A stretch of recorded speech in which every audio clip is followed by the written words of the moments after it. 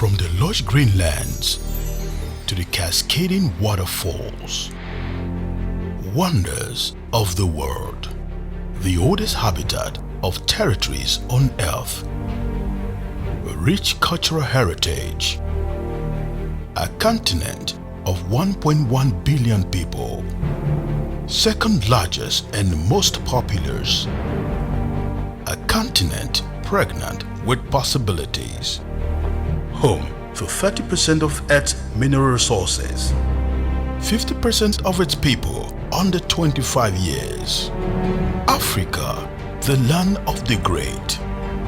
Our spirit resilient.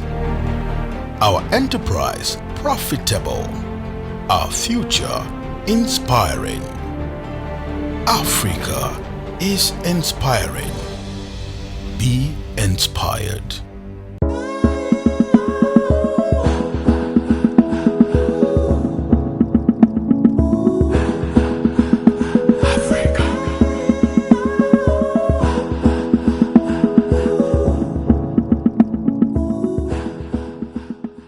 Challenges for all levels of leadership and for all development actors. You have personal challenges, you have familial challenges, economic challenges. It's not not necessarily a financially rewarding or lucrative, I might say, sector or profession to be in for some people, especially when you're starting out. And it's not necessarily meant to be either.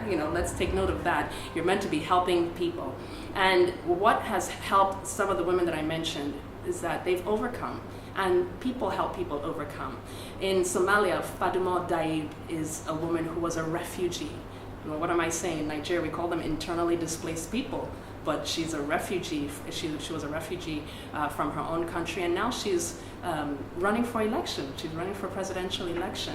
So do people overcome these challenges that are facing us with all the agitations that we even have here in Nigeria? Niger Delta, Boko Haram, Fulani herdsmen.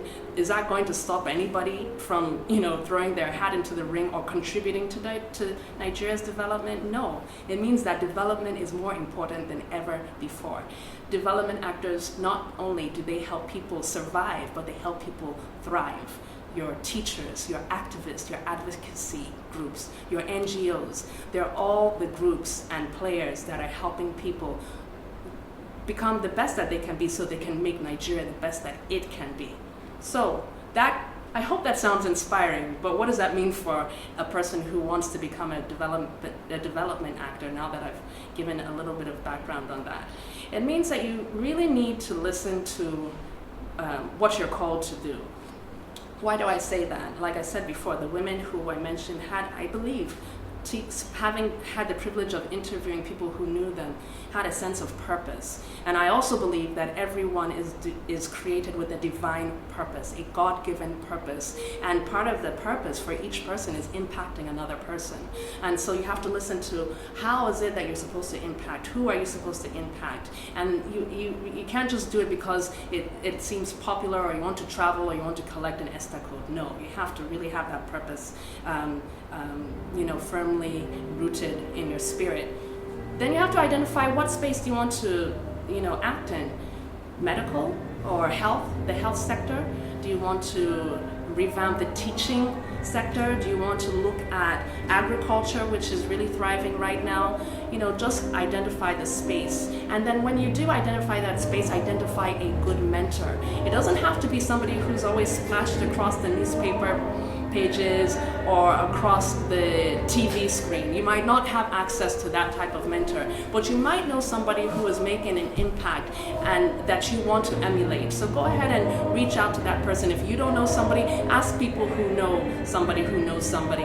I was very fortunate as a young development person. I loved Professor Olikoye Ransom Kuti, watching him on television. He was a medical doctor, which I thought I wanted to be, because in Nigeria you can only be a doctor, an engineer, a lawyer, or a failure. There weren't a lot of professions when I was growing up. But I thought I wanted to be a doctor, but I liked his the way he did it. He was just out there. He wasn't in a hospital. He was touching lives. He was making a difference. And I didn't know who his mother was at the time. I didn't realize he was related to Fela Kuti. I just saw somebody who did something that seemed like it was something I wanted to do, and I had people reach out to him, and to his death, he was a very good mentor and mentored me up until my doctoral level studies, and I miss him till today. So find a mentor who will invest in you. He had the time and he invested. Now, I didn't see him every day.